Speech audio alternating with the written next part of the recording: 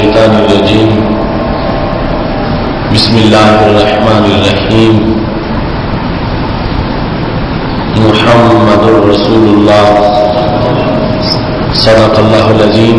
وصدق رسوله النبي الكريم الأمين إن الله وملائكته يصلون على النبي يا أيها الذين آمنوا صلوا عليه وسلموا تسليما الصلاة والسلام عليك يا سيدي يا رسول الله وعلى آلك وأصحابك يا حبيب الله مولاي صل وسلم دائما أبدا على حبيبك خير الخلق كلهم منزه عن شريك في محاسنه فجوهر الحسن فيه غير منقسم محمد تاج رسل الله قاطبة محمد صادق الأقوال والكلم محمد ذكره روح لأنفسنا محمد شكره فرد على الأمم رب صل وسلم دائما أبدا على حبيبك خير الخلق كلهم اللہ تبارک و تعالی جل جلالہ وعم نوالہ واتم برہانہ وعظم شانہ وجل ذکرہ وعز اسمہ کی حمد و ثنا اور حضور سرور کائنات مفخر موجودات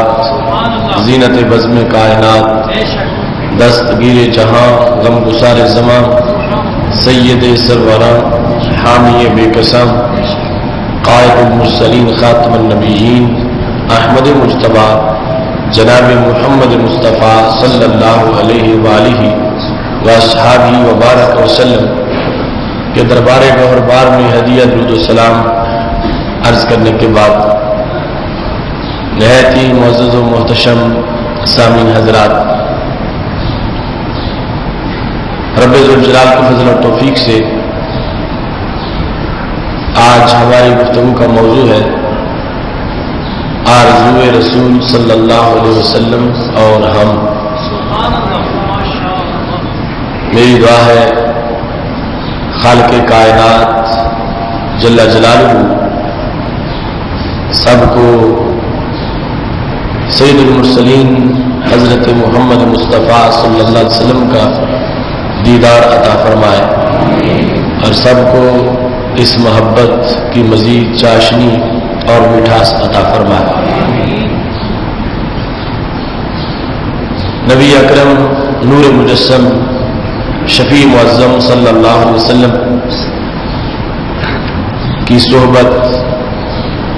آپ کی مجلس میں بیٹھنا، آپ کا دیدار کرنا اور آپ کی باتیں سننا صحابہ کرام علیہم رضوان کا بہت بڑا اثاثہ تھا۔ کچھ لوگوں کو یعنی صحابہ کرام علیہم رضوان کو جب اس ظاہری حیات میں اسلام کی خاطر دوری اختیار کرنا پڑی، یعنی مدینہ شریف سے دور رہے اور نبی اکرم صلی اللہ علیہ وسلم کی زیارت اور سرکار کی خدمت عالیہ میں حاضری کی جب کمی واقع ہوئی تو انہیں اس امر کا شدید احساس ہوا، حالانکہ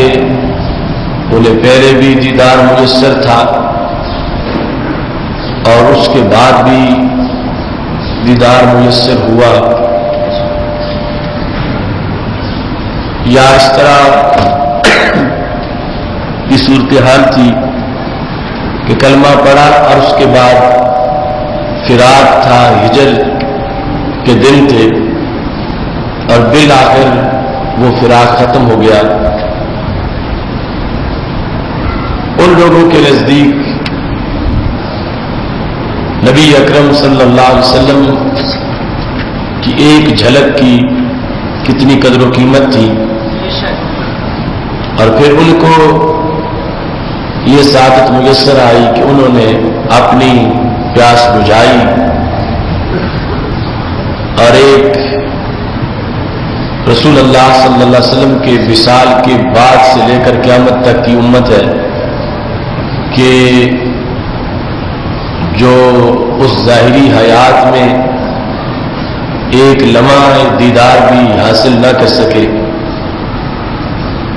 قیامت کے دن لواء الحمد کے نیچے جب سب اکٹھے ہوں گے اور سید عالم نور مجسم شفیع معظم صلی اللہ علیہ وسلم کے اربوں عشاق وہاں پہ موجود ہوں گے،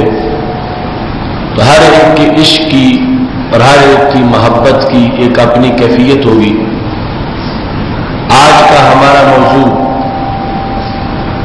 جستجو رسول صلی اللہ علیہ وسلم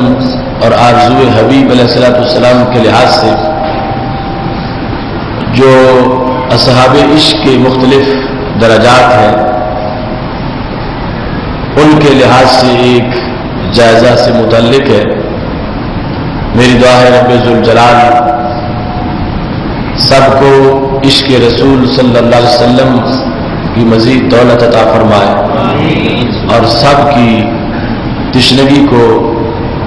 جلوہ محبوب صلی اللہ علیہ وسلم سے دور فرمائے۔ اس سلسلہ میں ایک حدیث شریف جو کہ بخاری شریف میں حدیث نمبر 4230 ہے، اس میں حضرت ابو موسیٰ اشعری رضی اللہ تعالی عنہ کی روایت سے یہ حدیث شریف موجود ہے اور بڑا عجیب و غریب اور دلچسپ اس کا مضمون ہے۔ حضرت ابو موسیٰ اشعری رضی اللہ تعالیٰ عنہ یمن سے تعلق رکھتے تھے اور یمن سے ہجرت کر کے مدینہ شریف آئے تھے۔ یعنی مدینہ شریف میں کچھ مہاجر تو وہ تھے جو مکہ شریف سے ہجرت کر کے گئے تھے، اور یہ اشعری لوگ جو ہے یہ مدینہ شریف یمن سے ہجرت کر کے آئے تھے۔ انہوں نے جس وقت انہیں پتہ چلا رسول اللہ صلی اللہ علیہ وسلم کا شورا یمن میں پہنچا اور پھر یہ پتہ چلا کہ وہ مکہ شریف سے ہجرت کر کے مدینہ شریف آ گئے ہیں، ان لوگوں نے گھر چھوڑے اور مدینہ شریف آنے کا ارادہ کیا۔ یہ تقریباً 53 حضرات تھے، 53 جنہوں نے ہجرت کی مدینہ شریف کی طرف یمن سے۔ یہ بہت بڑی کشتی میں سوار ہوئے، کشتی ان کو حبشہ لے گئی، یعنی وہ جہاں پہ اترنا تھا اور اتر کے پھر مدینہ شریف پہنچنا تھا وہاں اتر نہ سکے اور حبشہ پہنچ گئے۔ تو ان کی یہ ایک آزمائش تھی کہ گھر بھی چھوڑا ہے اور پھر جہاں پہنچنا تھا وہاں پہنچ بھی نہیں سکے اور بہت دور پہنچ گئے حبشہ میں۔ حبشہ میں ادھر حضرت جعفر رضی اللہ تعالیٰ عنہ جو سید علی رضی اللہ تعالیٰ عنہ کے بڑے بھائی تھے اور ان کے ساتھ اور بھی کچھ لوگ تھے مرد و زن جنہوں نے مکہ شریف سے ہجرت کی تھی حبشہ کی طرف، جو پہلی ہجرت تھی۔ تو حضرت ابو موسیٰ اشعری رضی اللہ تعالیٰ عنہ اور آپ کے ساتھ جو دیگر عاشقان رسول صلی اللہ علیہ وسلم تھے ان کی ملاقات حضرت جعفر رضی اللہ تعالیٰ عنہ سے ہوئی اور انہی کے ساتھ پھر وہاں رہنے لگے۔ جس وقت فتح خیبر کا موقع تھا، نبی اکرم نور مجسم شفیع معظم صلی اللہ علیہ وسلم خیبر میں موجود تھے اور خیبر فتح ہو چکا تھا۔ اس وقت یہ حبشہ والے لوگ مدینہ شریف پہنچے، یعنی تقریباً ہجرت مدینہ جو تھی مکہ شریف سے مدینہ شریف کی ہجرت کو تقریباً 7 سال مکمل ہونے والے تھے۔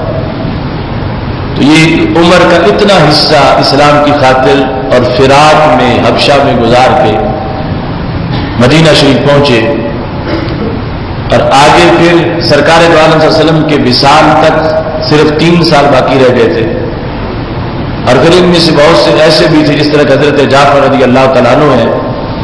وہ 7 ہجری کو پہنچے ہیں تو 8 کو پھر وہ موتا کے جہاد پہ نکل گئے، اور پھر موتا جردن کا علاقہ وہی شہید ہو گئے۔ تو جس وقت حضرت جعفر رضی اللہ تعالیٰ عنہ اور دیگر حبشہ میں جو مسلمان موجود تھے، اب وہاں سے ہجرت کر کے مدینہ شریف پہنچے، اور ساتھ ہی یہ یمن والے بھی تھے، ان تمام کو اصحاب سفینہ کہا جاتا۔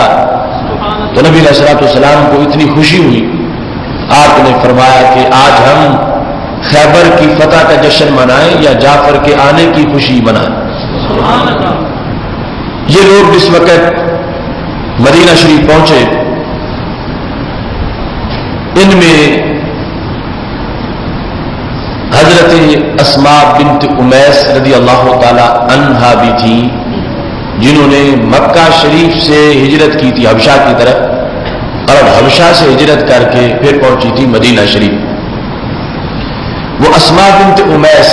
رضی اللہ تعالی عنہا حضرت حفصہ رضی اللہ تعالی عنہا کے پاس بیٹھی تھی، ان کے حجرہ مبارکہ۔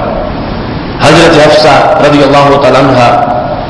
سیدنا عمر رضی اللہ تعالیٰ عنہ کی بیٹی ہے، اور رسول اکرم صلی اللہ علیہ وسلم کی زوجہ محترمہ۔ تو سیدنا عمر رضی اللہ تعالیٰ عنہ اپنی بیٹی کو ملنے ان کے گھر گئے، تو وہاں ان کے پاس اسماء بنت امیس بیٹھی تھی، جنہوں نے مکہ شریف سے ہجرت کی تھی حبشہ کی طرف، اور حبشہ سے ہجرت کی تھی مدینہ شریف کی طرف۔ تو حضرت عمر رضی اللہ تعالیٰ عنہ نے پوچھا من حاضی، اپنی بیٹی سے پوچھا من حاضی، یہ کون تمہارے پاس بیٹھی؟ تو انہوں نے کہا اسماء بنت امیس، یہ اسماء بنت امیس میرے پاس بیٹھی۔ تو حضرت عمر رضی اللہ تعالی عنہ نے کہا الحبشیۃ حاضی البحریۃ حاضی، یہ حبشن اسماء بنت امیس اور یہ سمندر والی اسماء بنت امیس، کیونکہ حبشہ کی طرف ہجرت کر کے گئی تھی اور بذریعہ سمندر گئی تھی۔ تو اس طرح حضرت عمر رضی اللہ تعالی عنہ نے ان کا ذکر کیا، اور اس کے اندر اظہار اس امر کا تھا کہ یہ لوگ پیچھے رہ گئے خدمت اسلام میں، وہاں حبشہ میں بیٹھے رہے اتنے سال، اور ہم نے ادھر جنگیں کی ہیں، جہاد کیا ہے، رسول اللہ صلی اللہ علیہ وسلم کا ساتھ دیا ہے۔ تو حضرت عمر رضی اللہ تعالی عنہ نے اسے حبشیہ اور بحریہ کہہ کر جب ذکر کیا، تو اسماء بنت امیس بولی نام، ہاں میں وہی اسماء بنت امیس ہوں جو حبشہ گئی تھی، جو ہجرت کر کے پھر یہاں آئی ہوں، میں حبشیہ بھی ہوں، میں بحریہ بھی ہوں۔ تو حضرت عمر رضی اللہ تعالی عنہ نے کہا سبقناکم بالہجرۃ، ہجرت میں ہم نے تم پہ سبقت کی ہے، تم لوگ پیچھے رہ گئے ہو، ہم تجھ سے آگے نکل گئے، تم حبشہ چلے گئے تھے، ہم مکہ شریف سے ہجرت کر کے مدینہ شریف آئے ہیں، اور مطلب یہ تھا کہ تمہاری اتنے سال غیر حاضری رہی ہے، ہماری حاضری رہی ہے، ہماری خدمت اسلام بہت زیادہ ہے، ہم نے جہاد کی ہے، دشمنوں کا مقابلہ کیا، اور تم حبشہ میں رہے ہو۔ حضرت عمر رضی اللہ تعالیٰ عنہ نے جب یہ کہا سبقناکم بالہجرہ، ہجرت میں ہم سبقت لے گئے تم پر، فنحن احق برسول اللہ صلی اللہ علیہ وسلم منکم، جتنے ہم رسول اللہ صلی اللہ علیہ وسلم کے ساتھ تعلقات رکھتے ہیں اتنا تمہارا تعلق نہیں، ہم سرکار کے زیادہ حقدار ہیں، ہم نبی اکرم صلی اللہ علیہ وسلم کے غلام کہلوانے کے تمہارے مقابلے میں زیادہ حقدار ہیں،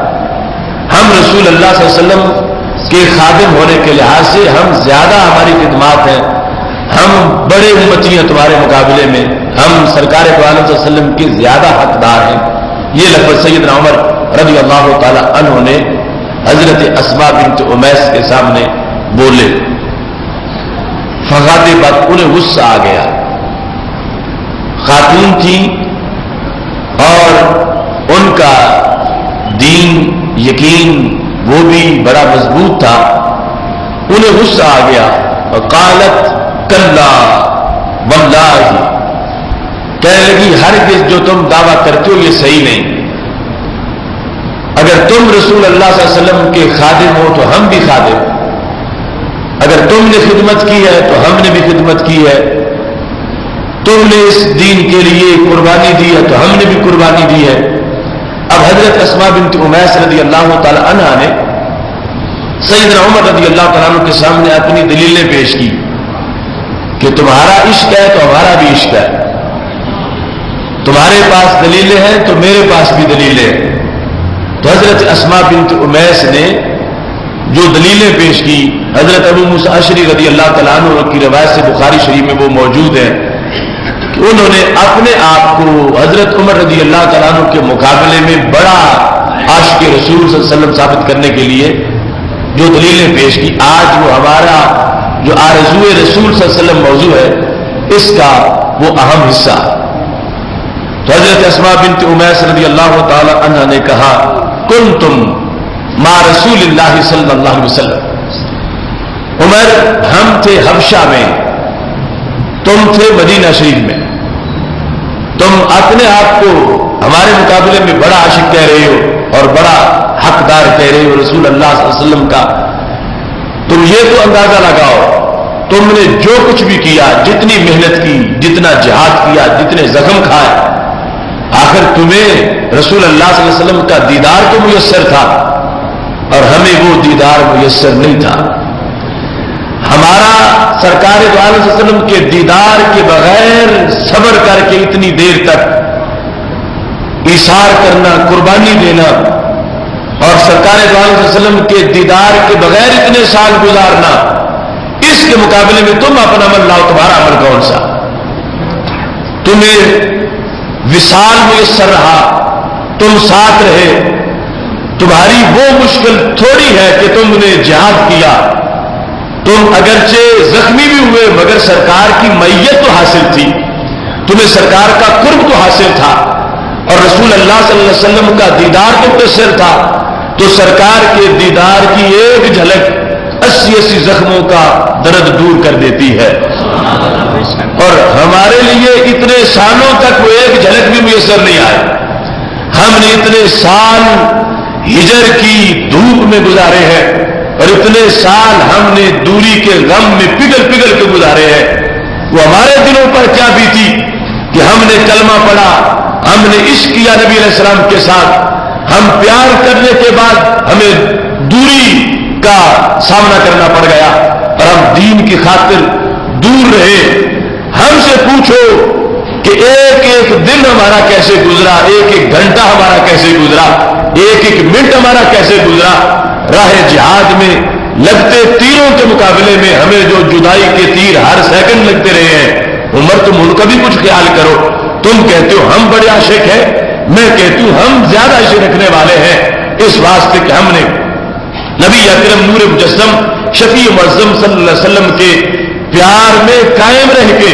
ہم نے کوئی بے وفائی نہیں کی، ہم نے دین نہیں بیچا، جو سرکار نے پڑھایا تھا اس پر قائم رہے ہیں اور اسی پر عمل کی خاطر ہم نے اپنے گھر چھوڑے تھے، اور ہم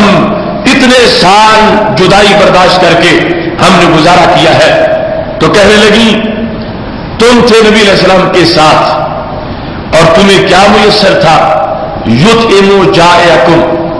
تم میں سے جسے بھوک لگتی تھی سرکار اسے کھانا کھلا دیتے تھے، وَیَعِظُ جَاہِلَکُم، اور تمہیں جو علمی ضرورت پڑتی تھی سرکار اس پیاس کو بجھا دیتے تھے، وحی اترتی تھی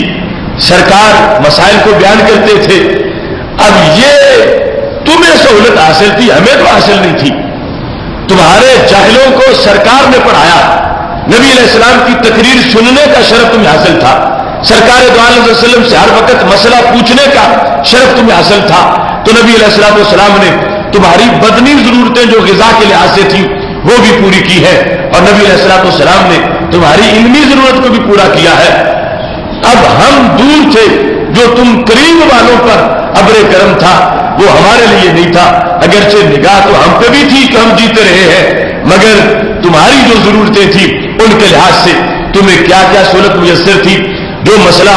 پیش آیا ہے تم نے فوراً پوچھا ہے، نبی علیہ السلام نے اس کا جواب دیا ہے، جو صورتحال بنی ہے آیت نازل ہوئی ہے تمہیں فوراً اس آیت کو پڑھنا میسر آ گیا ہے، تمہاری پیاس بجھی ہے، تم علم کے سیلاب میں رہے ہو، تم وحی کے نزول کے زیر سایہ تم پر رحمت کی پہاڑ پڑتی رہی ہے، اور ہم دور بیٹھ کے تڑپتے رہے ہیں. اس واسطے عمر تم ہماری اس حیثیت کو بھی تو دیکھو کہ تم نے اگر جہاد کیا ہے، خون پیش کیا ہے، تو ہم نے کس طرح جگر پگھلایا ہے، اور ہم نے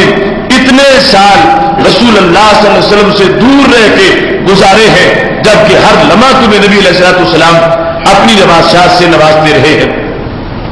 یہ کہنے کے بعد کہنے لگی وَكُنَّا فِي دَارِ الْبُغْضَاءِ الْبُغْضَاءِ بِالْحَبْشَةِ، ہم تھے دور، جو کہ زمین اسلام کی نہیں تھی، عیسائیوں کی زمین تھی. دور ہم سے لوگ بغض کرتے تھے، ہمیں ظلم کا سامنا کرنا پڑتا تھا. اگرچہ اس وقت کے قریش مکہ کے مظالم کے مقابلہ میں حبشہ ان کے لیے دارالامن کی حیثیت رکھتا تھا، لیکن پھر بھی وہ زمین اہل اسلام کی زمین نہیں تھی. اس بنیاد پر کہنے لگی ہم دور بھی رہے اور ہم ایسے ماحول میں رہے کہ جہاں پر ہمیں اسلامی تعلیمات پر عمل کرنے میں بڑی دشواری پیش آتی تھی. ساتھ کہنے لگی وَذَلِكَ فِي اللَّهِ وَفِي رَسُولِهِ، عمر حبشہ ہم اس لیے نہیں گئے کہ ہم تجارت اچھی کریں یا اپنے رشتہ داروں سے ملے. ہم نے مکہ شریف چھوڑا تھا حبشہ جانے کے لیے تو اللہ کے لیے چھوڑا تھا. ہم نے مکہ شریف چھوڑا تھا تو رسول اللہ صلی اللہ علیہ وسلم کے دین کی خاطر چھوڑا تھا. مطلب کیا دور بھی گئے ہیں تو سرکار کی خاطر گئے ہیں. وَذَلِكَ فِي اللَّهِ وَفِي رَسُولِهِ، دونوں ذاتوں کا ذکر کیا. فرمایا ہم نے اللہ تعالیٰ کی خاطر اور رسول اللہ صلی اللہ علیہ وسلم کی خاطر مکہ شریف چھوڑا تھا اور ہم حبشہ گئے ہیں. لہذا ہم اپنی کسی نفسانی خواہش کے لیے نہیں گئے، ہم اپنے کسی آسائش اور آرام کے لیے نہیں گئے، ہم دین کی خاطر گئے ہیں، رب اور رب کے رسول صلی اللہ علیہ وسلم کی خاطر گئے ہیں. تو ہمارا سفر، تم اس کو اپنے سفر، اپنے ہجرت اور اپنے جہاد کے مقابلے میں یہ سمجھ رہے ہو. حالانکہ ہم نے اپنے دنیاوی مفاد کے لیے مکہ شریف نہیں چھوڑا تھا، ہم نے بھی مکہ شریف دینی فائدے کے لیے چھوڑا تھا کہ ہم حبشہ چلے جاتے ہیں اور وہاں جا کر ہم دین اسلام پہ عمل کرتے ہیں. تو ہم نے رب کی رضا کے مطابق، نبی علیہ السلام کے فرمان کے مطابق حبشہ کی طرف ہجرت کی تھی. سیدہ حفصہ رضی اللہ تعالیٰ عنہ کے حجرے میں یہ ڈائلاگ ہو رہا ہے سیدنا عمر رضی اللہ تعالیٰ عنہ اور حضرت اسماء بنت امیس رضی اللہ تعالیٰ عنہ کا. چلتے چلتے بات اس مقام پہ پہنچی کہ اسماء بنت امیس بڑا شدید غصے میں تھی اور بالآخر انہوں نے قسم اٹھا دی. کہتی وَأَيْمُ اللَّهِ لَا أَطْعَمُ الطَّعَامَ وَلَا أَشْرَبُ الشَّرَابَ حَتَّى أَذْكُرَ مَا قُلْتَ لِرَسُولِ اللَّهِ صلی اللہ علیہ وسلم. پر خدا کی قسم میں اس وقت تک کوئی لقمہ حلق سے نیچے نہیں جانے دوں گی، نہ میں کھاؤں گی نہ پیوں گی جب تک کہ جو تم نے مجھے کہا عمر میں سرکار کے سامنے جا کے بیان کروں کہ تم نے کیوں کہا کہ تم بڑے عاشق ہو ہمارے مقابلے میں، کہ تم کہتے ہو تم سرکار کے زیادہ حقدار ہو اور ہم تھوڑے حقدار ہیں. تم نے ایسا کیوں کہا؟ میں جا کے رسول اللہ صلی اللہ علیہ وسلم سے جب تک یہ ذکر نہ کر لوں اس وقت تک میرے حلق سے نہ پانی کا قطرہ نہیں جو سکتا ہے اور نہ ہی روٹی کا لقمہ جا سکتا ہے. لہذا حضرت اسماء بنت امیس رضی اللہ تعالی عنہا نے کہہ دیا میں سب کچھ جا کے بیان کروں گی، اور ساتھ یہ کہا واللہ لا اکذب، میں بات کرنے میں جھوٹ نہیں بولوں گی، جتنا تم نے کہا اتنا ہی میں کہوں گی. اور اس کے ساتھ فرمایا ولا ازیغ، میں بات کو غلط رنگ دے کے بھی بیان نہیں کروں گی. ایک ہے کہ جھوٹ بولنا، ایک ہے سچی بات غلط پس منظر میں بیان کرنا کہ لفظ وہی ہو مگر اس کا سیاق و سباق میں اور بناؤں. میں نہ جھوٹ بولوں گی اور نہ ہی میں بات کو جملہ کی گردن پلٹ کے بیان کروں گی، میں صحیح پس منظر میں جو کچھ تم نے کہا وہ بیان کروں گی. ولا ازید علیہ، اور میں اضافہ بھی نہیں کروں گی. تین چیزوں کا وعدہ کیا، نہ جھوٹ بولوں گی، نہ اسلوب بدلوں گی، اور نہ ہی میں تمہاری بات میں کچھ اضافہ کروں گی. جتنا تم نے کہا اتنا میں ضرور بیان کروں گی، اور اس وقت تک میں کوئی چیز کھانے پینے سے اجتناب کروں گی جب تک کہ میں ان چیزوں کا نبی علیہ السلام کے سامنے ذکر نہیں کر لیتا. آخر وہ اتنے سال اپنے محبوب پاک سے دور رہی تھی، ایک ایک گھڑی مشکل تھی، اور اتنے سال انہوں نے تقریباً 7 سال سے بھی زائد کا عرصہ انہوں نے گزارا، اور اب وہ پہنچی ہے. اور حضرت عمر رضی اللہ تعالیٰ عنہ ویسے کہہ بیٹھے کہ ہم زیادہ احق ہیں نبی علیہ الصلوۃ والسلام کے ہم زیادہ حقدار ہیں. انہوں نے اس پر شدید احتجاج کیا اور بالآخر نبی علیہ الصلوۃ والسلام کے پاس پہنچ گئی. جب حضرت اسماء بنت امیس رضی اللہ تعالیٰ عنہا رسول اللہ صلی اللہ علیہ وسلم کے پاس پہنچی، کہتی ہے یا نبی اللہ صلی اللہ علیہ وسلم ان عمر قال کذا و کذا، کہ میں حضرت حفصہ کے پاس بیٹھی تھی، حضرت عمر رضی اللہ تعالیٰ عنہ آ گئے اور انہوں نے یہ بات کی ہے اور کہا ہے کہ ہم تمہارے مقابلے میں، مجھے بحریہ بھی کہا سمندر والی، مجھے حبشیہ بھی کہا، اور مجھے یہ کہا کہ ہم نے تم پر سبقت کی ہے ہجرت میں، تم لوگ پیچھے رہ گئے ہو، ہم نے پہلے ہجرت کی ہے. اور یہ بھی کہا کہ ہم زیادہ حقدار ہیں تمہارے مقابلے میں نبی علیہ الصلوۃ والسلام کے. تو رسول اللہ صلی اللہ علیہ وسلم نے یہ ساری باتیں جب سنی، فرمایا فما قلت له، تو نبی علیہ السلام نے فرمایا جب عمر نے یہ کہا تو تم نے جواب میں کیا کہا؟ تو حضرت اسماء کہتی ہیں قلت له کذا و کذا، میں نے یہ کہا اپنی باتیں بھی بیان کی. قال لیس باحق بی منکم، اب نبی علیہ الصلوۃ والسلام فیصلہ سنانے لگے کہ حضرت عمر نے یہ کہا، تم نے جواب میں یہ کہا. وہ کہتے تھے میں اللہ کے رسول کا زیادہ حقدار ہوں، اور تم کہتی تھی قربانی ہماری بھی بہت ہے. تو نبی علیہ الصلوۃ والسلام کے جملے کیا تھے؟ فرمایا لیس باحق بی منکم، فرمایا اے حبشہ کی طرف ہجرت کرنے والوں، عمر تمہارے مقابلے میں میرے زیادہ حقدار نہیں ہے. جو حضرت عمر رضی اللہ تعالیٰ عنہ نے احق کا لفظ بولا تھا تو سرکار نے رد کر دیا، فرمایا لیس باحق بی منکم، تمہارے مقابلے میں عمر میرے زیادہ حقدار نہیں ہے. تمہاری خدمتیں تھوڑی نہیں، تمہارا عشق بھی سچا ہے، تم نے بھی بہت زیادہ صبر کیا ہے اور اسلام کی خاطر بہت کوشش کی ہے. حضرت عمر رضی اللہ تعالیٰ عنہ تمہارے مقابلے میں میرے زیادہ حق یعنی زیادہ حقدار نہیں ہے. یعنی وہ کہہ رہے تھے کہ اسماء سرکار ہمارے ہیں، اسماء کہتی تھی نہیں عمر سرکار ہمارے ہیں. اب شکایت جب پہنچی تو سرکار دو علیہ وسلم نے فرمایا عمر نے جو کہا کہ میں ان کا زیادہ ہوں تمہارے مقابلے میں، یہ عمر نے صحیح نہیں کہا. میں ان کا زیادہ نہیں ہوں تمہارے مقابلے میں. اے حبشہ سے ہجرت مدینہ شریف کر کے آنے والوں، میں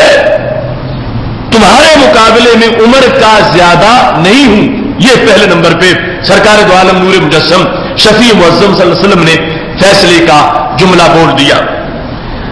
اور اس کے بعد مطلقاً اصحاب سفینہ جو گئے تھے یہاں سے مکہ شریف سے حبشہ اور یمن سے حبشہ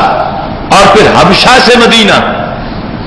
ان کو جو حبشہ سے دونوں طرح کے مہاجر مکہ شریف سے حبشہ گئے تھے، یمن سے حبشہ گئے تھے اور حبشہ سے اب مدینہ شریف پہنچے ہیں، ان کو نبی علیہ الصلوۃ والسلام نے اصحاب سفینہ کہہ کے ان کا ذکر کیا. فرمایا نبی علیہ الصلوۃ والسلام نے وَلَهُ وَلِأَصْحَابِهِ هِجْرَةٌ وَاحِدَةٌ وَلَكُمْ أَنْتُمْ أَهْلُ السَّفِينَةِ هِجْرَتَانِ، بتا دو جا کے عمر کو کہ عمر اور ان کے اصحاب کی ایک ہجرت ہے اور کشتی والوں تمہاری دو ہجرتیں ہیں. سبحان اللہ. وہ کہہ رہے تھے کہ ہم سبقت کر گئے ہجرت میں، تو نبی علیہ الصلوۃ والسلام نے فرمایا لَهُ وَلِأَصْحَابِهِ، حضرت عمر رضی اللہ تعالیٰ عنہ اور باقی جو مکہ شریف سے ہجرت کر کے آئے ہیں مدینہ شریف، ان سب کی ایک ہجرت ہے. وَلَكُمْ أَنْتُمْ أَهْلُ السَّفِينَةِ هِجْرَتَانِ، اور کشتی والوں تمہاری ایک ہجرت نہیں، تمہاری تو دو ہجرتیں ہیں. تو نبی علیہ الصلوۃ والسلام نے اس موقع پر ہی ان کی عظمت فضیلت جو تھی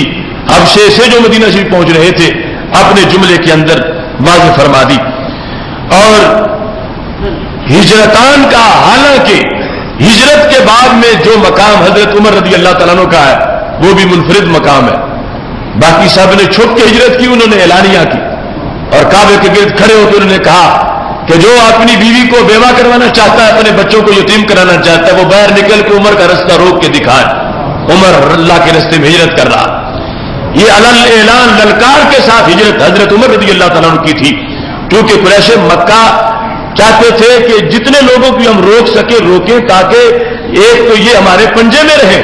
اور دوسرا ان کے ذریعے سے کل ہم مفادات حاصل کر سکتے ہیں مسلمانوں سے، یہ ان کے لوگ ہماری قید میں ہوں گے۔ روکنا اور ڈرانا اور باز رکھنا ہجرت سے، یہ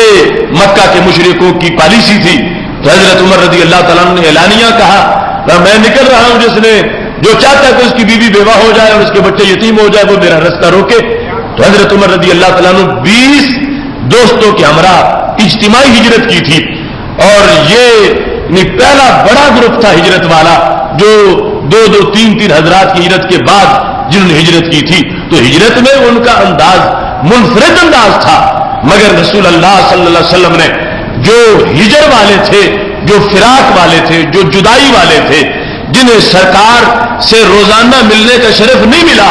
اور جو کلمہ پڑھ کے دور بیٹھ کے تڑپتے رہے ہیں، میرے نبی علیہ الصلوۃ والسلام نے ان کے غم کو ترجیح دی اور ان کا جو عشق تھا اس کو ترجیح دیتے ہوئے فرمایا عمر اور ان کے اصحاب، عمر اور ان کے ساتھیوں کی ہجرت ایک ہجرت ہے، اور حبشہ سے ہو کے مدینہ شریف پہنچنے والوں، اللہ نے تمہیں 2 ہجرتوں کا ثواب عطا فرمایا ہے۔ اب اس مقام پر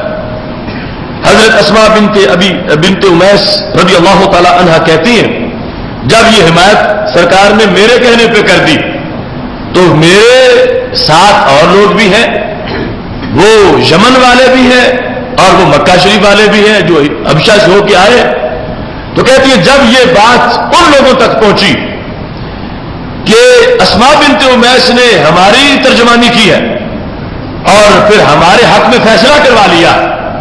تو اتنی بڑی بات تھی یہ ان اصحاب کے ہاں جو یمن سے آئے ہوئے تھے حبشہ سے ہو کے، اور باقی جو مکہ شریف سے حبشہ جا کے آئے ہوئے تھے۔ حضرت اسماء کہتی ہیں فَلَقَدْ رَأَيْتُ أَبَا مُوسَىٰ وَأَصْحَابَ السَّفِينَةِ، میں نے دیکھا حضرت ابو موسیٰ اشعری رضی اللہ تعالیٰ عنہ اور جتنے دیگر اصحاب سفینہ تھے وہ یأتوننی ارسالا، وہ فوج در فوج میرے پاس آنے لگے،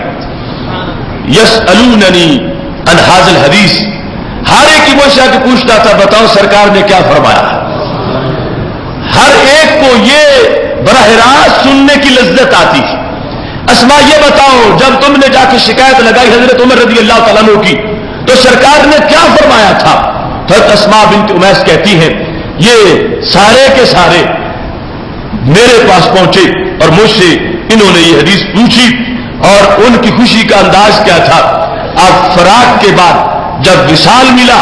اور رسول اللہ صلی اللہ علیہ وسلم نے آگے اس جدائی کے نمبر بھی عطا کر دیے اور اس ہجر کے جو صدمات تھے ان کے مقابلے میں انعام بھی دے دیا، تو حضرت اسماء بنت امیس کہتی ہیں ما من الدنیا شیء هم بی افرح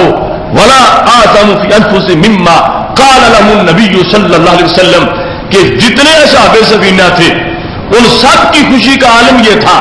کہ پوری کائنات کی کوئی چیز بھی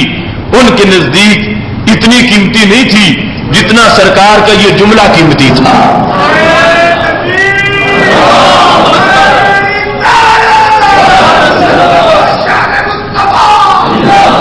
اب دیکھو یعنی سرکار دو عالم صلی اللہ علیہ وسلم کسی کو یہ کہہ دے کہ میں تیرا ہوں اور میں فلاں کے مقابلے میں تیرا زیادہ ہوں، میں تو تیرا ہوں،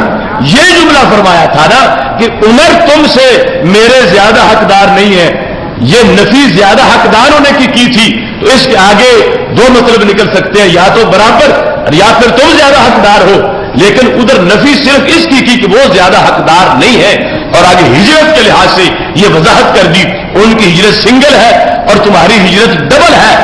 یہ جملہ جو سرکار نے فرمایا تھا کہ میں تمہارا ہوں اور تمہاری ہجرت ڈبل ہے، اس کو سننے کے لیے بار بار اصحاب سفینہ آتے حضرت اسماء بنت امیس کے پاس۔ حضرت اسماء کہتی ہے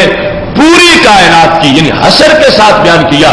نہ دنیا کی حکومت، نہ سونے چاندی کے پہاڑ، کوئی چیز بھی دنیا کی کوئی چیز بھی اصحاب سفینہ کے نزدیک سرکار کے اس جملے کی قیمت کی نہیں تھی، کوئی چیز بھی اتنی ویلیو والی ان کے نزدیک نہیں تھی جتنا ویلیو والا یہ جملہ تھا کہ اگرچہ ہم تڑپتے رہے سالوں تک ہمیں دیدار نہیں آیا، یمن والوں نے تو پہلی بار بھی نہیں دیکھا تھا اور مکہ شریف والے دیکھ کے پھر جا کے ہجر میں بیٹھے ہوئے تھے، تو اتنا قیمتی یہ جملہ سب کو لگا کہ ان کے نزدیک پوری کائنات میں کوئی چیز اتنی قیمتی نہیں تھی جتنا قیمتی سرکار کا یہ جملہ تھا کہ نبی علیہ الصلوۃ والسلام نے فرمایا تمہیں بحریہ اور حبشیہ کہہ کے کوئی مت ٹکرائے، تمہاری محبت میرے دربار میں معتبر ہے، منظور ہے، وہ تم سے زیادہ میرے حقدار نہیں، اللہ نے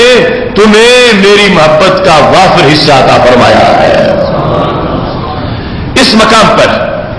آرزو رسول صلی اللہ علیہ وسلم کے لحاظ سے جو حضرت اسماء بنت امیس کی دلیلیں تھیں تو نبی علیہ السلام نے ان پر فیصلہ کیا، اور ان میں سے سر فہرست دلیل یہ تھی، انہوں نے کہا کن تم مع رسول اللہ صلی اللہ علیہ وسلم، عمر تم نے جو بھی کیا، تم نے جو بھی کیا، جس طرح بھی تم رہے، جتنی مشکلات بھی برداشت کی، آخر سرکار کی میت میں تم رہے ہو، سرکار کی سنگت میں تو رہے ہو، سرکار کی صحبت میں تو رہے ہو، سرکار کا دیدار تو کرتے رہے ہو، تو یہ دیدار کی ایک جھلک ساری مصیبتوں کو کافی ہے، ساری مصیبتیں اس سے ہٹ جاتی ہیں، یہ سب مصیبتوں کی جو تلخی ہے دیدار اس تلخی کو مٹا دیتا ہے۔ یہ پہلی دلیل تھی حضرت اسماء بنت امیس رضی اللہ تعالیٰ عنہ کی، جو انہوں نے پھر سرکار کے سامنے بھی بیان کی، تو نبی علیہ الصلوۃ والسلام نے واضح طور پر جو ہجر فراق تھا ان لوگوں کا، اور آرزو رسول صلی اللہ علیہ وسلم میں جو سال انہوں نے فراق میں گزارے تھے، میرے نبی علیہ الصلوۃ والسلام نے اس پر ان کی حمایت کی اور فرمایا کہ رب ذوالجلال نے تمہیں 2 ہجرتوں کا ثواب عطا فرمایا ہے۔ کنتم مع رسول اللہ صلی اللہ علیہ وسلم، اس جملے کے لحاظ آج ہمارا موضوع ہے آرزو رسول صلی اللہ علیہ وسلم، ان کی اور آج ہماری۔ وہ کچھ ایسے تھے جنہوں نے دیکھا نہیں تھا، کلمہ پڑا ہوا تھا اور پھر بلا کر دیکھ لیا، اور کچھ وہ ہیں جنہوں نے دیکھا بھی ہے، کلمہ پڑھا، پھر درمیان میں امتحان آ گیا اور بیرون ملک ہے اسلام کی خاطر، اور وہاں وہ جا کے زندگی بسر کر رہے ہیں اور پھر ملے ہیں نبی علیہ الصلوۃ والسلام کو، اور ایک وہ طبقہ ہے جنہوں نے دیکھے بغیر کلمہ پڑھا ہے اور ملاقات نہیں ہوئی، اور فراق صدیوں کا ہے اور ہجر ہے، دوری ہے، اس لحاظ سے اب وہ لمحہ جو سرکار دو عالم صلی اللہ علیہ وسلم کے دیدار کا لمحہ ہے، اس کی قیمت کتنی ہے۔ ایک تو حضرت اسماء کی ان دلیلوں میں آ گیا کنتم مع رسول اللہ صلی اللہ علیہ وسلم۔ ایک دوسری دلیل عرض کرتے ہوئے اپنی گفتگو آگے بڑھاؤں گا، وہ بھی بخاری شریف میں حدیث شریف ہے جس میں حضرت کعب بن مالک رضی اللہ تعالیٰ عنہ کا تذکرہ موجود ہے، حدیث نمبر 4418۔ حضرت کعب بن مالک رضی اللہ تعالیٰ عنہ ان صحابہ میں سے ہیں جو جنگ تبوک میں نہیں جا سکے تھے اور معذور بھی نہیں تھے، جو جنگ تبوک میں معذوری کی بنیاد پر نہیں گئے تھے۔ جنگ تبوک میں نہ جانے والے لوگوں کی 3 قسمیں تھیں، کلمہ کو ہونے کے باوجود جو نہ گئے تو 3 طرح کے تھے۔ ایک جماعت تھی منافقوں کی، ان کی تو حیثیت ہی جدا ہے، ان کے لیے انہوں نے جو جھوٹ بولا سرکار نے سمجھا ہوا ہے، فیصلہ یہ تھا کہ یہ تقویٰ کلاس کے اسٹوڈنٹ ہی نہیں ہے، لہذا انہیں چھوڑو، جو کہتے ہیں۔ پیچھے 2 ہیں، ایک وہ ہے دونوں طبقے ہیں صحیح ایمان والے، لیکن آگے پوزیشنیں 2 طرح کی ہیں، کچھ صحت مند ہیں نہیں گئے اور کچھ بیمار ہیں نہیں گئے۔ جو بیمار تھے اور تبوک میں نہیں گئے، تبوک کی جنگ بڑی شدید جنگ تھی، دور جا کے لڑنی تھی، گرمی کا موسم تھا، تو جو بیماری کی وجہ سے نہیں گئے، معذور تھے، تیار تھے مگر جانے کی سکت نہیں تھی، بیماری تھی، ان کا رزلٹ نبی علیہ السلام نے تبوک میں ہی بیان کر دیا۔ فرمایا ان بالمدینہ قوما، مدینہ شریف میں کچھ لوگ ایسے ہیں کہ رب نے ان کو گھر بیٹھے تبوک کے غازیوں کا ثواب دے دیا ہے۔ شارکون وہم بالمدینہ تھے، ہے مدینہ شریف میں مگر ہے ہمارے ساتھ، شریک ہمارے ساتھ ہیں گھر، شارکون ہمارے ساتھ شریک ہیں، وہم بالمدینہ تھے، حالانکہ مدینہ شریف میں۔ تو صحابہ کرام علیہ رضوان نے پوچھا کیف وہم بالمدینہ، انکار نہیں کیا، تعجب تھا کہ ایک ہم ہیں، سفر برداشت کیا، مشقت برداشت کی، پیاس برداشت کی، بھوک، پھر کافروں کو مارا، پھر ہم زخمی ہوئے، پھر ہمیں اجر ملا، اور ایک وہ ہے کہ ان کو گھر بیٹھے مل گیا۔ ملا ضرور ہے لیکن محبوب کیسے مل گیا؟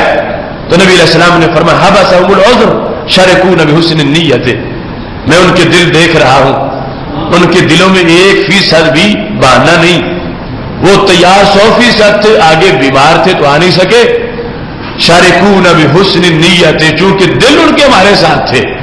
تو رب ذوالجلال نے ان کی نیت پر ہی ان کو کوٹا غازیوں والا دے دیا ہے.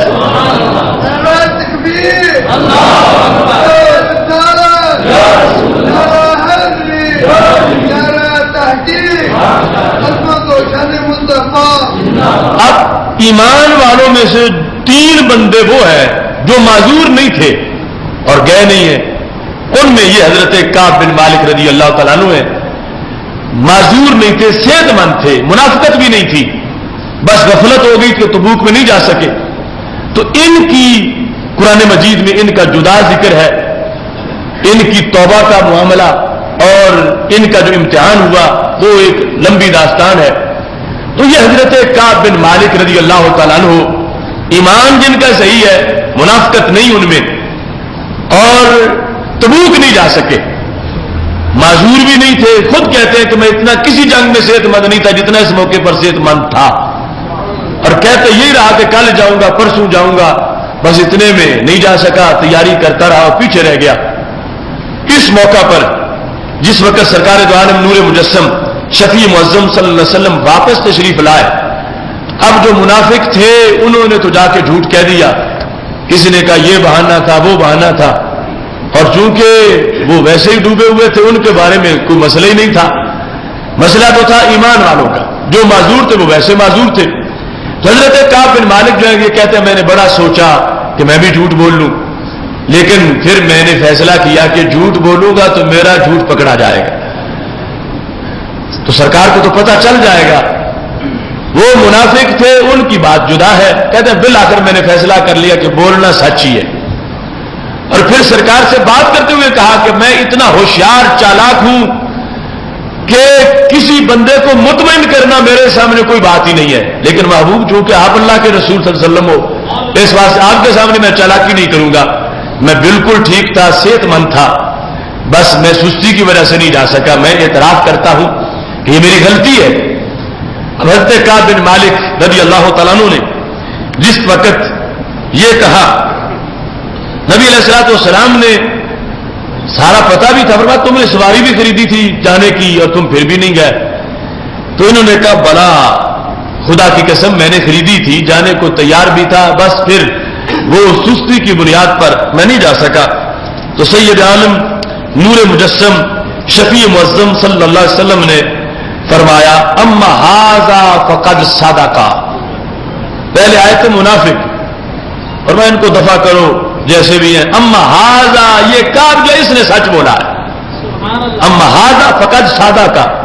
دوسرے 2 بعد میں تھے، مجموعی طور پر 3 تھے جو سچے ایمان والے تھے اور پیچھے رہ گئے تھے. اس نے سچ بولا. فقم حتی یقضی اللہ فیک. مکتب عشق کا دستور نرالا دیکھا، اس کو چھٹی نہ ملی جس نے سبق یاد کیا. تم اٹھو میرے دربار سے، تمہارا فیصلہ رب کرے گا. جب تک آیت نہیں آتی میں تمہیں چھٹی نہیں دیتا، میں تمہیں اس کیس سے بری نہیں کرتا. تم چلے جاؤ یہاں تک کہ تمہارے بارے میں رب فیصلہ فرمائے. اب جو منافق تھے جھوٹ بول کے وہ ظاہری طور پر سائڈ پہ ہو گئے. یہ سچے مسلمان ہیں، جھوٹ انہوں نے نہیں بولا، اور جو کا سرکار نے فرمایا اس نے سچ بولا. اور اب سچ کا معاملہ تو سچ کا معاملہ ہے. فرمایا کم حتی یقضی اللہ فیک، یہاں تک کہ اللہ تعالیٰ تمہارے بارے میں فیصلہ فرمائے گا. اس کے بعد وہ بنی سلمہ کے 2 اور لوگ تھے جو پکے صحابی تھے، ان کی بات بھی ان کے ساتھ ملا دی. سرکار دو عالم نور مجسم شفیع معظم صلی اللہ علیہ وسلم نے مرارہ بن ربیع اور ہلال بن امیہ یہ بھی نہیں گئے تھے، حالانکہ یہ بدری صحابی تھے. اور بدر والوں کے بارے میں سرکار نے فرمایا ہے کہ رب نے ان کو جھانک کے دیکھا اور فرمایا تم جو کرتے رہو، اب تمہیں کوئی عمل جہنم میں نہیں لے جائے گا. تو یہ 3 صحابی ان کا معاملہ لٹک گیا. منافق جو تھے وہ ویسے منافق تھے، انہیں کہا ہی کچھ نہیں گیا، اور جو معذور تھے ان کے اجر کو بیان کر دیا گیا، اور جو گئے ہوئے تھے وہ ویسے غازی بن کے آ گئے. اب 3 کا معاملہ عجیب تھا، یہاں تک کہ رسول اللہ صلی اللہ علیہ وسلم نے فرمایا کہ میرا کوئی صحابی ان تینوں سے بات نہیں کرے گا. جب میں ناراض ہوں میرا رب ناراض ہے تو تم میرے سے کیسے راضی رہو؟ یہ سزا مل گئی ان کو کہ تینوں سے کوئی صحابی بات ہی نہیں کرتا، نہ سرکار بات کرتے۔ نبی اکرم نور مجسم شفیع معظم صلی اللہ علیہ وسلم نے جب پابندی لگائی، حضرت کعب بن مالک کہتے ہیں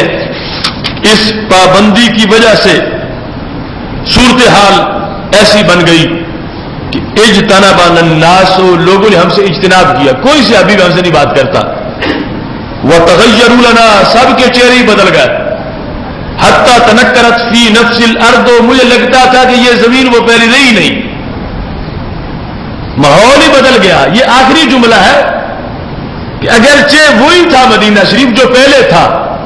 ہم کہیں ہجرت کر کے تو نہیں گئے کسی دوسری جگہ، کوئی اجنبی کوئی پردیش نہیں تھا، وہی شہر تھا، وہی گلیاں تھیں، وہی گھر بھی تھا، وہی مسجد نبی شریف بھی تھی،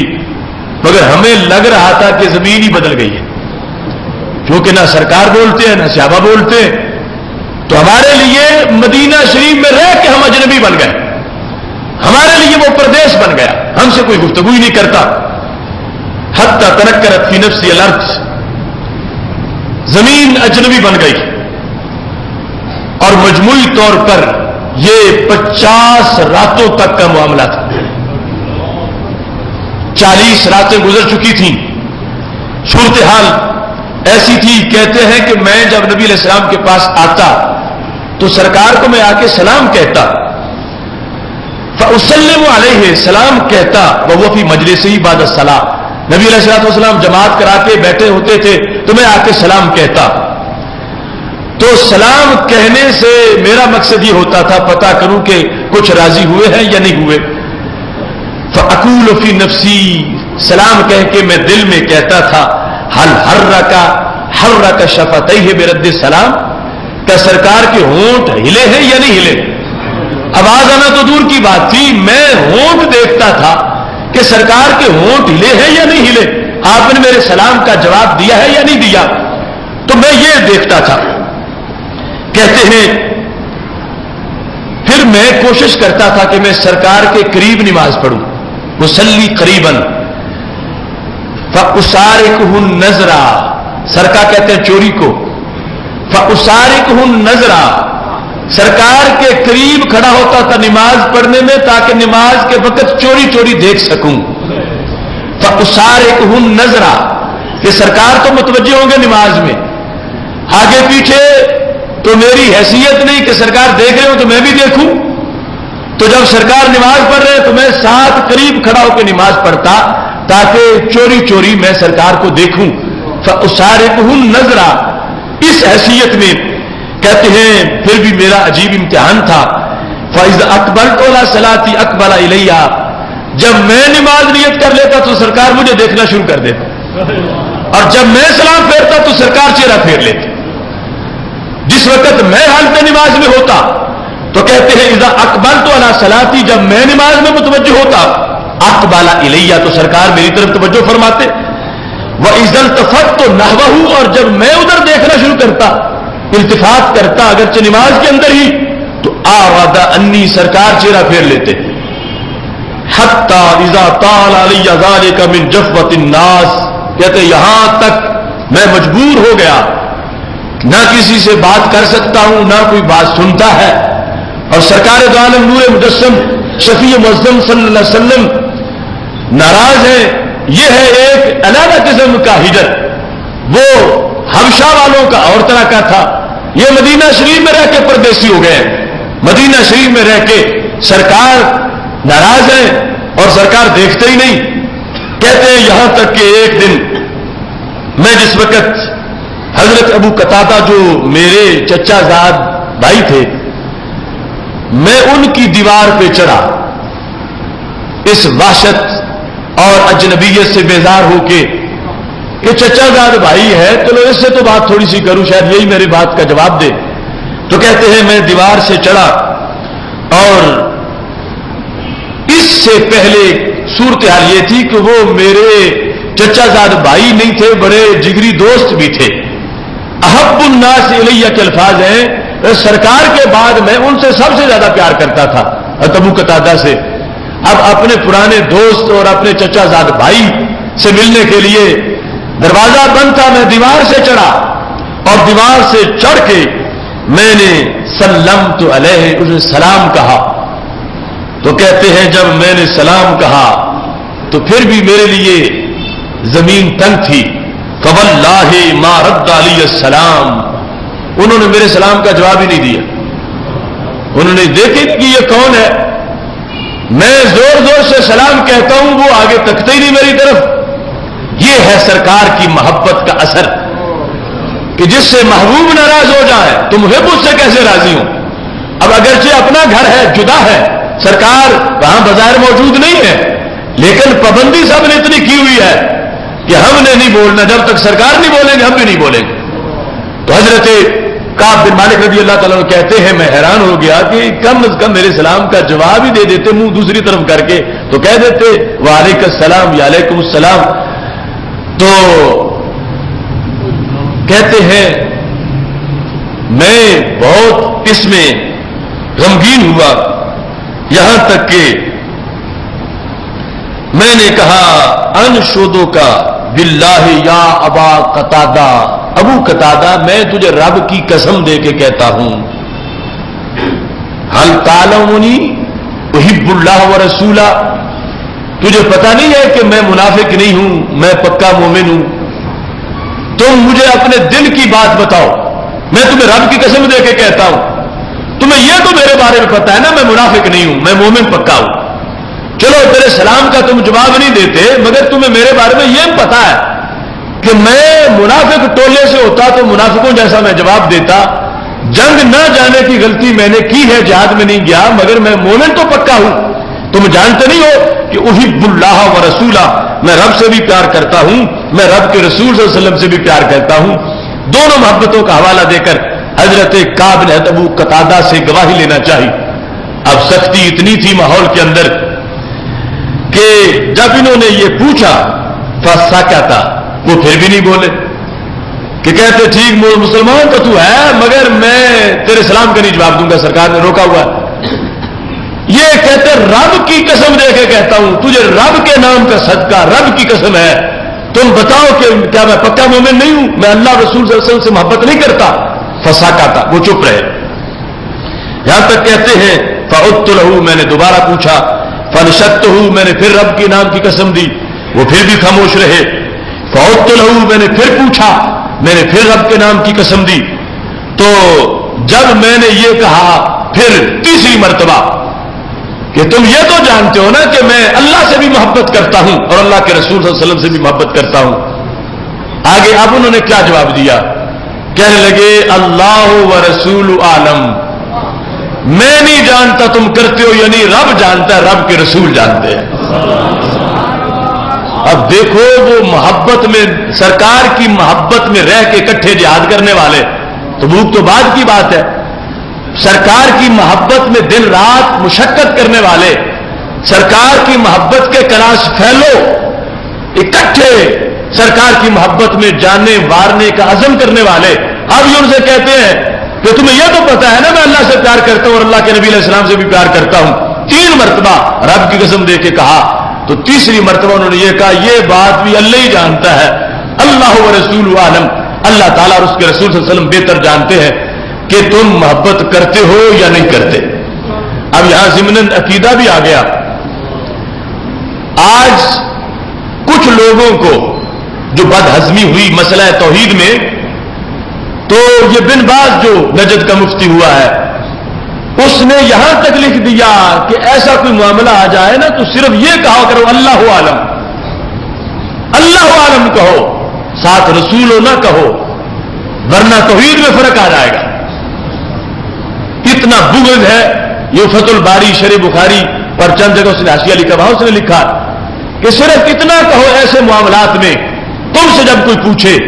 یعنی بعد والی امت کے لحاظ سے کہہ رہا ہے تم سے جب کوئی پوچھے یہ کیسے ہے تو یہ کہ اللہ عالم کہو. لیکن اب صحابی سے پوچھا، صحابی نے حضرت ابو قتادہ سے پوچھا، حضرت کعب نے، تو ابو قتادہ کیا کہتے اللہ و رسول عالم، تیرے دل کا معاملہ کہ تم محبت کرتے ہو یا نہیں کرتے یہ رب جانتا ہے یا رب کے نبی علیہ السلام جانتے ہیں؟ اس سے پتہ چلتا ہے نا کہ ان لوگوں نے ایسا کوئی توحید کا نظریہ بنایا جس سے یہ تو صحابہ کو بھی سائڈ پہ کرنا چاہتے ہیں. اب صحابہ کی توحید میں نظریہ توحید میں فرق نہیں آتا کہ وہ کسی کے مسئلے پر کہہ دے جو تیرا معاملہ ہے اس کو بہتر رب جانتا ہے، رب کے نبی علیہ السلام جانتے ہیں. صحابہ دونوں کا نام لے اور بخاری شریف میں موجود ہے اور یہ توحید قرار پائے. اور آج ان کی تشریحات یہ ہے کہ صرف اللہ کا نام لو، نبی علیہ السلام کا نام نہ لو. حالانکہ یہ بات جو وہاں ہو رہی تھی تو غائبانہ ہو رہی تھی. حضرت ابو قتادہ کے گھر میں سرکار تو نہیں بیٹھے ہوئے تھے، نبی علیہ السلام تو اپنے گھر میں تشریف فرما تھے، لیکن پھر بھی صحابی کا یہ یقین ہے یہ غائبانہ طور پر جو پوچھا جا رہا ہے یہ رب بھی جانتا ہے، رب کے نبی علیہ السلام بھی جانتے ہیں. اب اس معاملے میں جس وقت یہ جواب ملا حضرت کعب بن مالک رضی اللہ تعالیٰ عنہ کو تو کہتے ہیں ففاضت عینایا، میری دونوں آنکھوں میں آنسو آ گئے کہ عجیب مسئلہ ہے، میرے ساتھ رہنے والے وہ بھی مجھے نہیں مان رہے اور جواب ہی نہیں دیتے سلام کا، اور جو میری وفائیں ہیں میں پکا مومن ہوں، میری محبت سچی ہے، اور اس پر بھی وہ کہتے ہیں بس رب جانے، رب کے نبی علیہ السلام جانے، ہم تو تمہاری کوئی گواہی نہیں دے سکتے.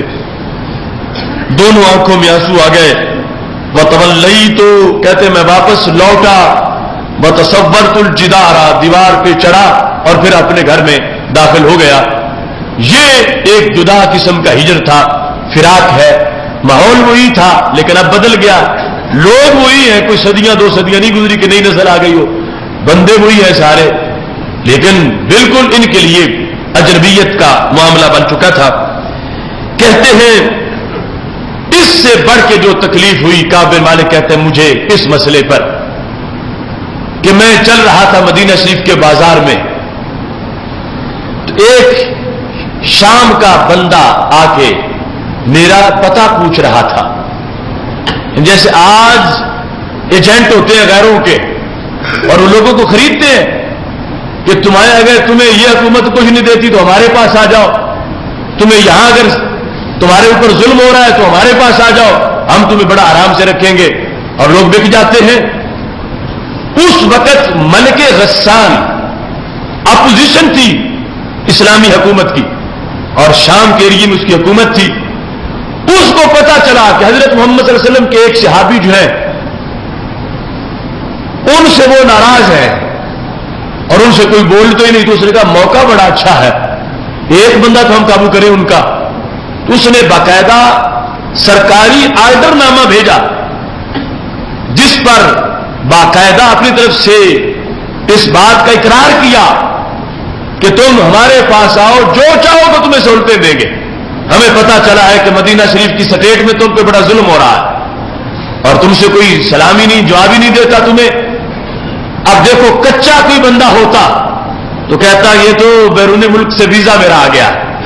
اور میں چلا جاتا ہوں، یہاں کوئی نہیں پوچھتا تو وہاں تو میری بڑی قدر و قیمت ہوگی. لیکن حضرت کعب بن مالک کا عشق دیکھو، اس سے پتا چلے گا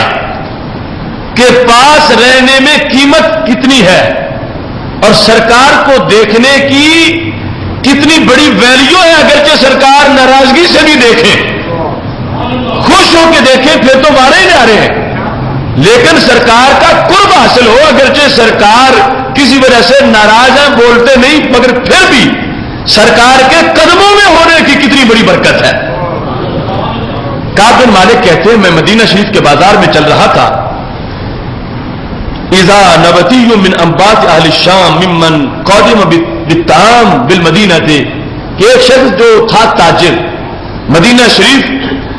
اپنا غلہ بیچنے کے لیے آیا ہوا تھا اور بھیجا تھا اس کو ملک غسان نے خط دے کر.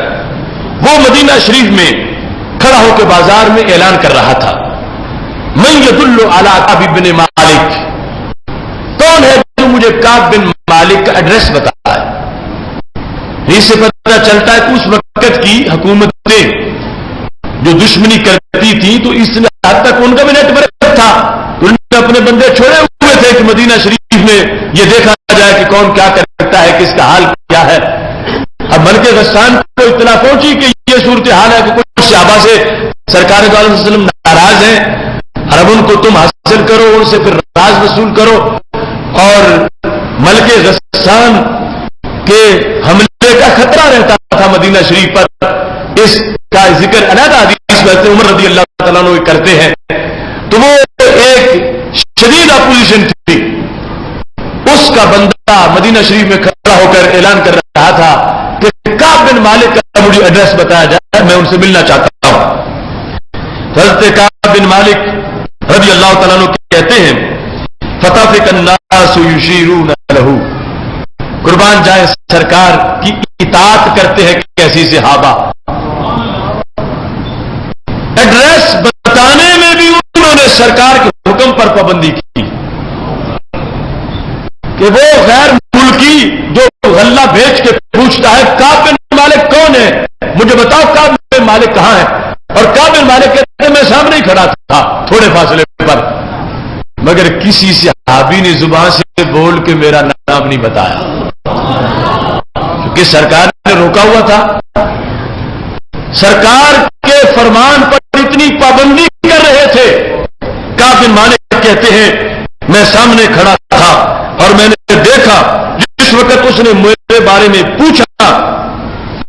فَطَفِقَ النَّاسُ يُشِيرُونَ لَهُ، تو لوگوں نے اشارہ کیا اس طرح کر کے، میرا نام نہیں لیا، یہ بھی نہیں کہا وہ ہے یہ ہے، بولے نہیں کہ زبان پر پابندی ہے کہ بولنا نہیں، تو جو اس کے بارے میں پوچھے اس سے بھی نہیں بولنا، کعب بن مالک سے تو نہیں بولنا، جو کعب بن مالک کا پتہ پوچھے اس سے بھی نہیں بولنا۔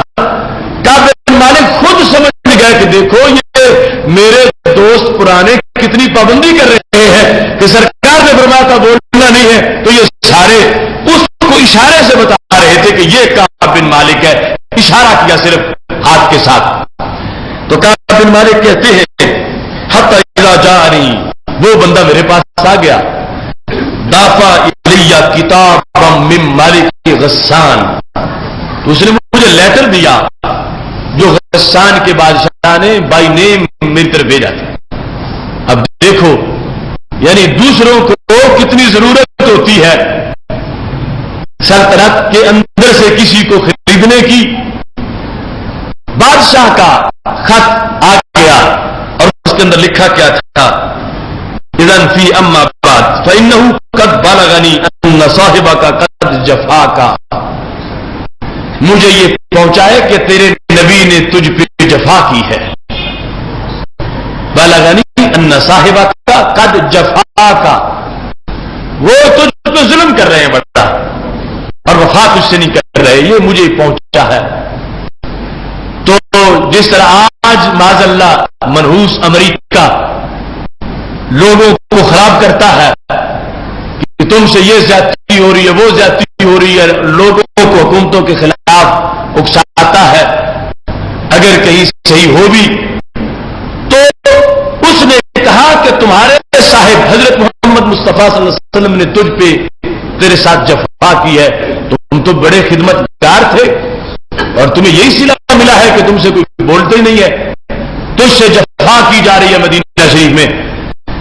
تو ولم یجعل اللہ بدار ہوان ولا مدیا، کہا چلو یہ تو جفا کر رہے ہیں لیکن اللہ تو تجھ پہ کرم کرے گا، تمہارے لیے زمین بند نہیں ہے، تم میرے پاس آ جا، اللہ تجھے ضائع نہیں کرنے گا، اللہ تجھے ضائع نہیں ہونے دے گا، تم مدینہ شریف چھوڑو اور میرے پاس آ جاؤ، ہر سہولت تمہیں فراہم کی جائے، اور وہاں تجھ پہ جفا ہو رہی ہے لہذا تم یہاں پہنچو، تمہارے لیے ہر بندوبست کر دیں گے، فالحق بنا، ہمارے پاس آ جاؤ، نواسکا، ہم پوری ہمدردی کریں گے تمہارے ساتھ۔ اب دیکھو بظاہر ایک بندہ کہ جس سے ماحول سارا روٹ چکا، یعنی اس حد تک کہ جب 40 دن گزرے تھے تو نبی علیہ الصلوۃ والسلام نے فرمایا تھا، ایک نیا آرڈر جاری کیا تھا ان لوگوں کے بارے میں، فرمایا تھا کہ تمہاری بیویاں بھی تمہارے گھر نہیں رہ سکتی، ان سے بھی تمہیں علیحدگی اختیار کرنی پڑے گی، اور تو اور رہا بیویوں کے لحاظ سے بھی آرڈر جاری کیا، اور جو بوڑھے دونوں حضرات تھے، انہوں نے جا کے کہا یا رسول اللہ ہم تو بوڑھے ہیں اور کوئی خدمت کرنے والا بھی نہیں،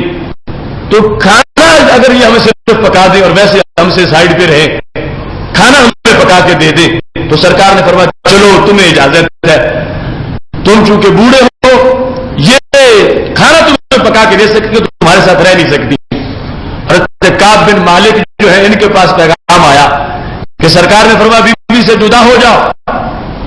تو کہتے ہیں کہ میں نے آگے کہا محبوب صرف جدائی ہونا ہے یا طلاق بھی دے دینی ہے؟ اگر فرماتے ہو تو میں طلاق دے دیتا ہوں. تو نبی علیہ السلام نے فرمایا نہیں طلاق نہیں دینی، جدا ہونا ہے. ان سے کسی نے کہا جب دونوں دوست دوسرے جو تھے وہ چھٹی لے آئے ہیں کھانا پکانے جتنی، تو تم بھی اتنی تو چھٹی سرکار سے مانگ لو کہ میری بیوی رہے گی مجھ سے جدا، ازدواجی تعلقات نہیں ہوں گے، مگر میرے کھانا تو مجھے پکا کے دے دے. تو کعب بن مالک نے کہا میں واقعی محبوب سے نہیں کہوں گا. کیوں؟ اس واسطے وہ دونوں بوڑھے ہیں اور میں نوجوان ہوں، میں تو کھانا خود پکا سکتا ہوں، تو کہیں سرکار مزید ناراض نہ ہو جائیں. اب ایسی صورتحال کہ ایک ماحول میں ہمیں کوئی بھی نہیں ہے بظاہر، جو محبوب ہیں وہ بھی ناراض ہیں، رب بھی ناراض ہے، دوست بھی ناراض ہے، گھر والے بھی ساتھ نہیں ہیں. ایسے میں کسی کی طرف سے پیغام آ جائے گا اور تمہیں ہم تو آنکھوں پہ بٹھاتے ہیں، تمہارے لیے کوٹھی تیار کی ہوئی ہے، خادم تمہاری خدمت کریں گے، تم پہ تو بڑا ظلم ہو رہا ہے. اگر کوئی کچا ہوتا تو پھسل جاتا. لیکن حضرت کعب بن مالک عشق پہ قربان جاؤں، جب ان کو یہ خط ملا اور انہوں نے یہ خط پڑھا تو خط پڑھنے کے بعد ان کی زبان پر یہ الفاظ تھے قلت لما قرأتها وهذا أعظم من البلاء. افسوس ہے مجھے اس بات کا کہ مجھے غیروں نے یوں سمجھ لیا کہ میں سرکار کو چھوڑ کے جا سکتا ہوں. یہ خط میری طرف آیا کیوں ہے؟ میرے بارے میں غسان کے بادشاہ کو یہ تصور پیدا کیوں ہوتا ہے کہ میں مدینہ ہی چھوڑ سکتا ہوں؟ اس نے مجھے یوں سمجھ لیا ہے.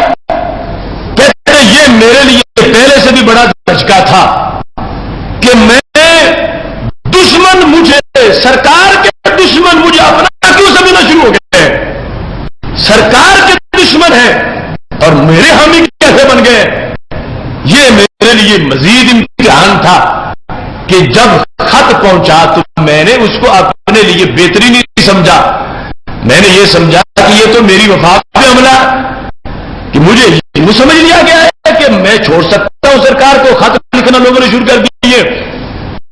کہتے ہیں میں فَتَيَمَّمْتُ بِحَقٍّ النُّورَ فَسَجَرْتُ بِهَا. خط میں لے کے سیدھا تنور پہ پہنچا اور میں نے آگ میں ڈال کے خط کو جلا دیا.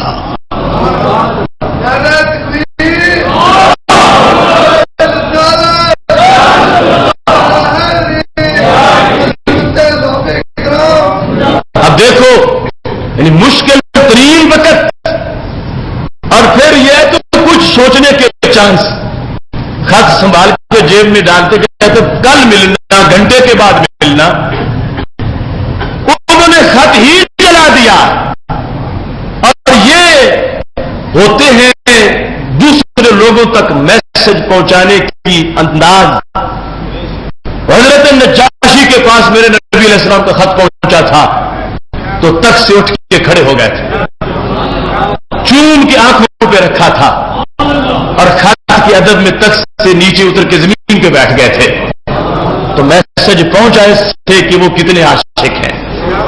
اللہ نے نور ایمان ان کو عطا فرما دیا. آج جنہوں نے قرآن چلایا تو معاذ اللہ ان کے اس عمل سے، اس کرتوت سے ہمیں میسج تو ملا کہ وہ کتنے اسلام دشمنی پہ اتر آئے. تو جب انہوں نے خط جلایا ملک غسان کا اور اس کا کاسٹ دیکھ رہا تھا تو اس نے جا کے بتایا سیاد شاد ماں ہے مگر یہ تو دیکھ لے. میں آ گیا کہ سایہ تہ دام آ گیا۔ اے غسان کے بادشاہ، تو غلام نبی کے سائے کو پنجرے میں بند کر سکتا ہے، غلام نبی کو پنجرے میں بند نہیں کر سکتا۔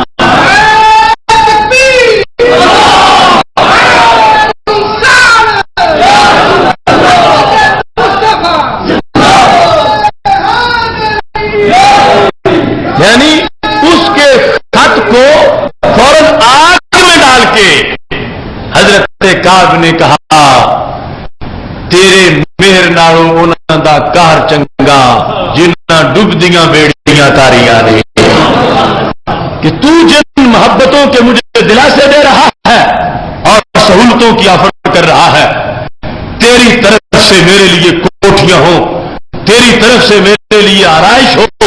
اور تو مجھے آنکھوں پہ بٹھائے، اس کے مقابلے میں محبوب کے سامنے مجھے اس عالم میں پھرنا اچھا لگتا ہے۔ میں سرکار کے دیکھنے کی جو مجھے صلاحیت یہاں میسر ہے، کوئی بھی نہ بولے، اگر سرکار کو دیکھ تو لیتا ہوں۔ سید عالم نور مجسم شفیع معظم صلی اللہ علیہ وسلم کی جھلک کتنی قیمتی ہے کہ ایک شخص پر بظاہر زمین تنگ ہو گئی ہے، لیکن سرکار کی جھلک حاصل ہے، تو اس جھلک کے پیش نظر وہ خط جلا دیا جو کسی نے بھیجا تھا کہ آؤ تجھے آنکھوں پہ بٹھائیں گے، یہاں رہوں گا،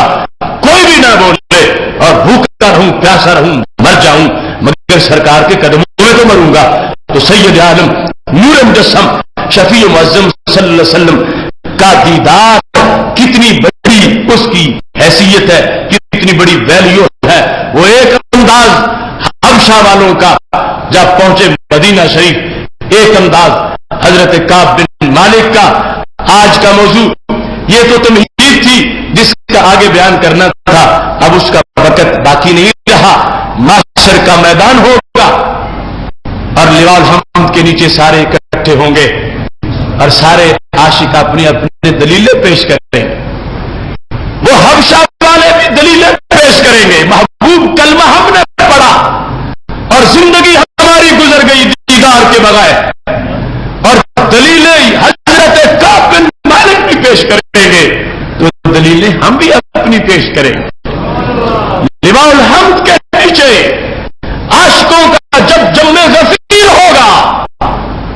رہی عمر بھر جو علی سے جان، بس آرزوئے نبی رہی، کبھی اشک بن کے رواں ہوئی، کبھی درد بن کے دبی رہی۔ ان لوگوں کا اپنا انداز ہے، مگر ان ہجر کے ماروں کا اپنا انداز ہے، جنہوں نے دیکھے بغیر کلمہ پڑھا ہے، رات کو سو جاتے ہیں انتظار کرتے کرتے۔ محشر کا میدان ہوگا تو سید عالم نور مجسم شفیع معظم صلی اللہ علیہ وسلم کا وہ جھنڈا جو فرمایا تھا کہ آدم فمن دونہ تحت لوائی، حضرت آدم علیہ السلام سے لے کر حضرت عیسیٰ علیہ السلام تک سارے نبی اور ساری انسانیت میرے جھنڈے کے نیچے کھڑی ہوگی۔ اور بریلی کے تاجدار کہتے ہیں، صبا وہ چلے کہ باغ پھلے، وہ پھول کھلے کہ دن ہو بھلے، رضا لوا کے تلے سنا میں کھولے، رضا کی زبان تمہارے لیے۔ اس میدان میں